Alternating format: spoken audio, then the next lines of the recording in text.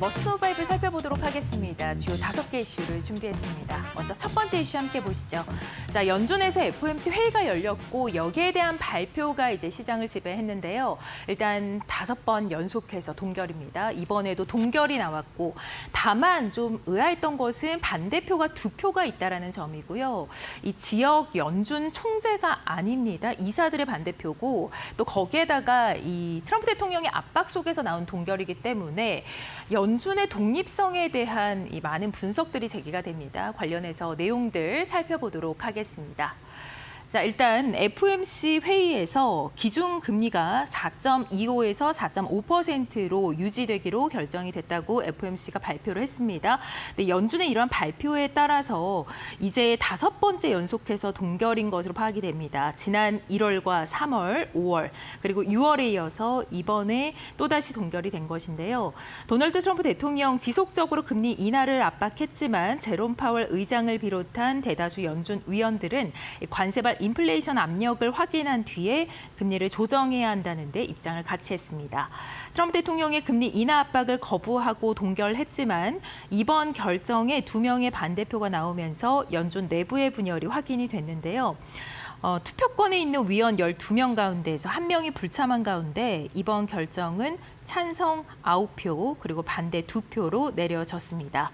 금리 동결에 반대표를 던진 위원은 트럼프가 집권 1기에 임명했던 크리스토퍼 월러 이사 그리고 미셸 보우먼 이사입니다. 두 사람은 최근 발언에서 7월 금리 인하 의견을 피력한 바 있고요.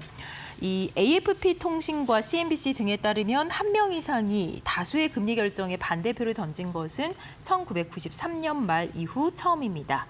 FOMC는 성명에서 금리 동결의 배경에 대해서 경제 전망에 대한 불확실성이 여전히 높다며 인플레이션도 마찬가지라고 설명했습니다. 제롬 파웰 미국 연준 의장이 이렇게 이 연방공개시장위원회에서 반란표에도 불구하고 동결로 파악을 한 것은 리더십에 좀 타격을 받을 수 있다라는 관측을 나오게끔 했는데요. 일단 연준 내부위원 2명 이상이 이렇게 파월 의장의 결정에 반대표를 던질 경우에 내년 6월 퇴임을 앞둔 그의 영향력은 물론 이 연준의 독립성에도 이상 신호를 낼 수 있다라는 평가입니다. 연준 내부 사정의 정통의 비공식 대변인으로 불리는 닉 티미라우스 월스트리트 기자는 이 FOMC 기준 금리 결정을 하루 앞둔 29일 관련 보도에서 동결로 유력시되는 이번 금리 결정만큼이나 FOMC 내부에서 얼마나 많은 반란표가 확인되는지를 주목된다라고 조명했습니다. 다음 이슈 보도록 하겠습니다. 자, 미국이 관세를 발표를 했는데 구리 쪽으로는 50% 그리고 인도에는 25%의 관세를 발효를 했고요. 31일 이제 한국과의 벼랑 끝談判을 앞두고 있는 상황입니다. 오늘 31일 현지 시간으로 구윤철 장관과 또 스콧 베센트 미국 국무장관이 재무장관이 만날 것으로 예정이 되어 있습니다. 네, 관련한 이슈 보도록 하겠습니다. 트럼프 대통령 현지 시간 30일 이 구리 수입품에 대한 관세 부과를 명령하는 포고문에 서명을 했다라고 백악관이 밝혔습니다. 국가 안보를 이유로 특정 구리 수입품에 대해서 50% 관세를 부과하는 포고문에 트럼프 대통령이 서명을 한 것인데요.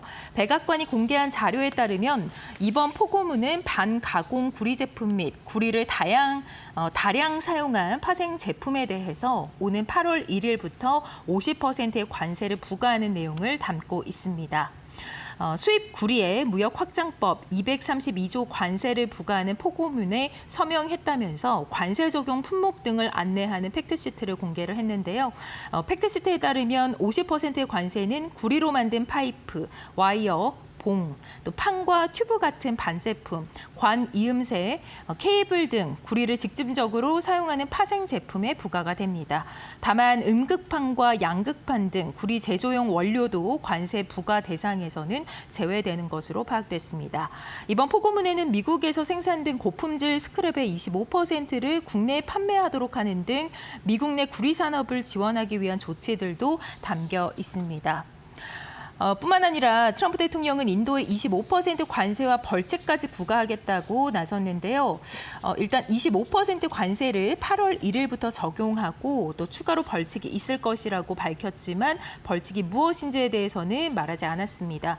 그러면서 인도는 우리의 친구이지만 지난 몇 년간 인도는 상당히 상대적으로 적은 사업을 해왔다라고 전하면서 인도의 관세가 세계적으로 가장 높은 수준이며 모든 나라보다 가장 엄격하고 불쾌한 비금전적 무역 장벽을 갖고 있기 때문이라고 적었습니다. 인도는 러시아 그리고 중국, 브라질 등과 함께 브릭스의 주요 멤버이기도 한데요. 트럼프 대통령의 인도에 대한 강수가 이 무역 협상에 대한 압박 목적과 함께 인도가 러시아산 무기와 에너지의 최대 구매자라는 것에 대한 불만에서 나온 것으로 추정되고 있습니다. 한편 구윤철 경제부총리 겸 기획재정부 장관이 오는 31일 스콧 베센트 미국 재무장관과 만나서 통상 협상을 할 예정입니다. 한국에도 만약에 이 다음 달 1일까지 협상이 타결되지 않을 경우에 25%의 상호 관세를 부과하겠다고 트럼프 대통령이 통보한 상태이기 때문에 현재는 관세율을 낮추기 위한 막판 무역 협상이 진행되고 있습니다. 네, 지금 M7 종목 가운데서 애플이 상당히 부진한 흐름이 나오고 있습니다. 기술은 뒤처지고 또 인재는 뺏기고 여러 가지 악재들이 존재하는 가운데 애플이 이제 앞으로 어떻게 살아남을 수 있을지에 대해서 투자자들의 관심이 집중되고 있습니다. 관련 내용 함께 보시면요. 애플은 지금 인공지능 핵심 인재들이 잇따라서 회사를 떠나고 있습니다. 최근에는 멀티모달 AI 분야의 핵심 연구원이었던 보엔장이 메타로 이직을 했는데요. 이 AFM은 애플이 지난해 발표한 생성형 AI 시스템 애플 인텔리전스의 핵심 기술을 개발한 부서입니다. 그러나 최근 이 조직은 혼란에 빠진 모습인데요. 블룸버그에서는 AFM 팀 내 연구원들이 로드맵과 리더십 부재로 혼란을 겪고 있으며 이직을 고려하는 연구원이 늘고 있다라고 전했습니다. 또한 이 내부에서는 프라이버시 중심의 AI 설계 철학이 기술 발전에 제약을 준다는 불만도 있는데요.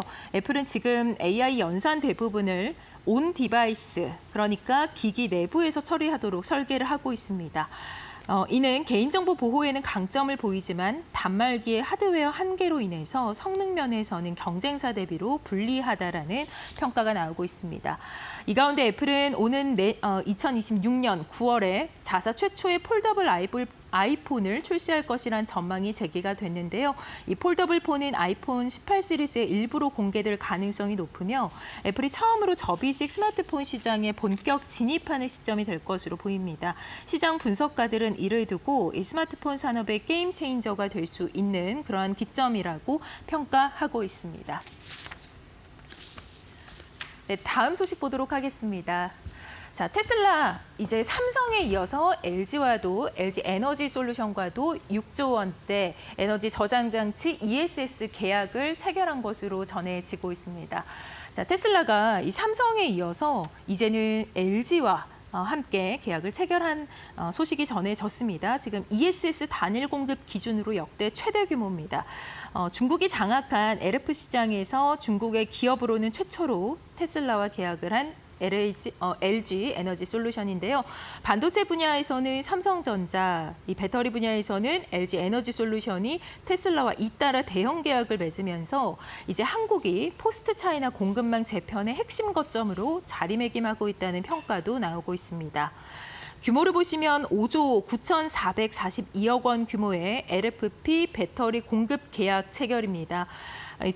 지난해 매출 25조 6,196억 원, 그러니까 이것의 23.2%에 해당하는 규모이자 ESS 부문 단일 공급 계약 중에서는 역대 최대 금액인데요. 공급 물량은 셀당 가격을 $85로 가정할 경우에 약 50기가와트에 이릅니다. 계약 기간은 8월 1일부터 2030년 7월 31일까지 3년이고요. 고객사와의 협의에 따라서 최대 7년까지 연장을 할 수 있습니다. 이번 양사 간 계약은 테슬라가 비중국권의 공급망 확보를 가속화하는 과정에서 이뤄졌습니다. 이 테슬라 공급 물량 역시 계속해서 이뤄질 것으로 예상이 되는데 LG 에너지 솔루션이 보조금 기준을 충족하면서 테슬라가 원하는 시점에 대량 물량을 신속하고 안정적으로 현재 공급이 가능한 레디 투 딜리버리 상태인 것으로 전해지고 있고요. 테슬라 입장에서는 관세와 물류비도 줄일 수 있습니다. 일론 머스크 테슬라 최고 경영자는 올해 1분기 실적 컨퍼런스 콜에서 정확히는 중국에서 가져오는 비용이 많이 든다고 강조를 하면서 이 중국산 배터리 의존에 대한 부담을 토로하기도 했습니다. 무엇보다도 테슬라가 이 비중국 공급망 전략의 핵심 파트너로 한국을 선택하고 있다는 점에서 주목을 받고 있습니다. 네, 마지막 이슈 보도록 하겠습니다. 자, 구글의 딥마인드가 이제는 AI를 활용한 위성 데이터를 지도화하고 또 지구 관측을 고도화하는 그러한 AI 기능을 발표를 했습니다. 최근 들어서 계속 굉장히 흐름이 좋은 구글인데요. 이 모델은 다양한 위성 관측 정보와 데이터를 효율적으로 연계해서 과학자와 연구자가 10 곱하기 10 미터 크기의 격자 단위로 지구 표면을 상세하게 매핑하고 시간 흐름에 따라서 변화를 추적할 수 있도록 개발된 것이 특징입니다. 알파 어스 파운데이션이라는 이름의 인공지능 모델인데요. 방대한 양의 지구 관측 데이터를 하나의 통합 디지털 표현으로 전환해서 컴퓨터 시스템이 신속하게 분석 가능하도록 설계가 됐습니다. 이 구글 딥마인드는 이렇게 요약된 데이터가 기존 AI 시스템 대비 최대 16분의 1로 저장 공간을 줄이고 분석 오류율도 24% 낮춘다라고 설명했습니다. 이번 AI 모델 개발의 핵심 목적은 위성의 실시간 이미지 데이터와 다양한 관측 자료를 체계적으로 연결해 학계와 기관이 일관되고 또 상세한 세계 지도를 쉽게 생성할 수 있도록 하는 데 있습니다. 구글 딥마인드, 기존에는 특정 위성의 궤도 통과에 의존을 했지만 이번 기술로 더 자유롭고 지속적인 지구 관측 환경이 마련됐다고 밝혔습니다. 네, 지금까지 머스트 노 5 살펴봤습니다.